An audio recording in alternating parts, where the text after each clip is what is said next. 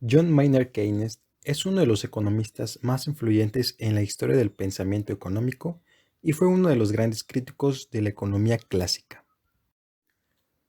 Keynes nació en 1883 en Cambridge, Reino Unido. Estudia en la Universidad de Cambridge y es alumno de Alfred Marshall. Luego de terminar sus estudios en Cambridge, realizó estudios sobre la economía de la India, lo que le permitió tener un gran estatus como economista. Llegó a ser funcionario de Hacienda de Reino Unido. Más tarde renuncia a su cargo por el Tratado de Versalles y la humillación al pueblo alemán que éste puede generar una nueva guerra. John Maynard Keynes centró su carrera en estudiar los agregados económicos y los ciclos económicos. Estos ciclos son los movimientos ascendentes y descendentes periódicos pero irregulares de la economía. Keynes criticaba la escuela clásica, ya que ésta decía que el mercado se autorregulaba y que el gobierno no debía interferir. Keynes la rechazaba porque él sostiene que el mercado no se regula por sí mismo, sino que se necesita la intervención del Estado. Las teorías económicas de Keynes surgieron de la experiencia de tres momentos claves del siglo XX: la primera posguerra, el crack de la bolsa en 1929 por la caída de la bolsa de Nueva York, y la segunda posguerra. El principal postulado de la teoría de Keynes es que la demanda agregada es el motor más importante de la economía. La demanda agregada es la sumatoria del gasto de los hogares, las empresas y el gobierno en bienes y servicios que estos están dispuestos a comprar en un determinado nivel de precios. Roosevelt asumió la presidencia en medio de la profunda recesión de 1929, conocido como el crack de 1929, dado por la caída de la bolsa de Nueva York, conocido más bien como el Jueves Negro. Roosevelt puso en práctica medidas propuestas por Keynes, en las que el Estado debía intervenir para garantizar depósitos bancarios, crear programas de seguro de desempleo y subsidios.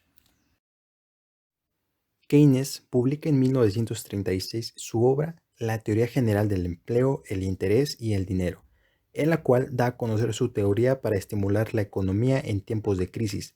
Afirmaba que el libre juego entre la oferta y la demanda no produce por sí sola el pleno empleo y que carece de mecanismos de autoequilibrio que lleven a este. Keynes elaboró una teoría sobre el comportamiento a corto plazo.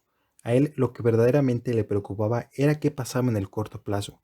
Para él el problema no era la escasez de recursos, sino el paro y la existencia de recursos sobrantes. Estos sobraban por la demanda deficiente para emplear todos los recursos disponibles. Keynes argumentó que el paro es la falta de la demanda y no la falta de recursos. Esto debido a que el paro existe por la escasez de demanda que provoca que no se consuma lo suficiente como para tener que producir una cantidad de bienes que dé trabajo a todos. El keynesianismo se basa en estimular la demanda para provocar un aumento del consumo y el empleo en momentos de crisis. ¿Y cómo se estimula la demanda?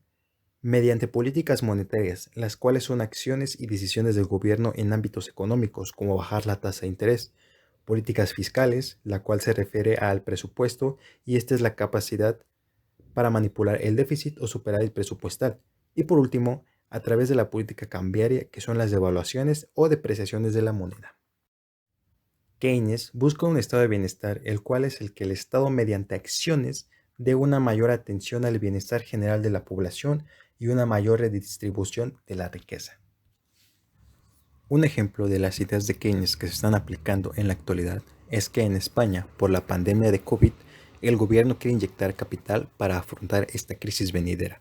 El Estado se enfoca al corto plazo interviniendo en el mercado para salir de la crisis.